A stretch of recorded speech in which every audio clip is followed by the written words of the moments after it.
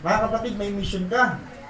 Diba? Balikan ko lang, pagising mo kaninang umaga, kung hindi mo alam ang mission mo sa buhay ngayon, pag uwi mo mamaya at sa susunod na mga araw na magigising ka, may mission ako. Ano ang mission? Maging saksi ni Kristo. Huwag mong kakalimutan, may mission ka sa buhay. Umpisan mo muna sa iyong kaibigan. Kung hindi mo kaya yung buong classmate mo, hindi mo kaya yung isang malaking kawan, umpisan mo muna sa kaklase mo. Isipin nyo lagi na the moment na may encounter kang tao, last moment nyo na yung magkita. Pag alam mo, last moment nyo na ito na yung last na pagkakataon, di ba mo mag-aatubili kang isiran siya? Dahil hindi mo alam kung pagbalik niya o magkakaroon pa kayo ng chance para mag-usap ulit. Yung mga katrabaho ninyo, hindi nyo alam kung kailan sila kukunin ni Lord. At pangalawa, kung kailan ka kukunin ni Lord.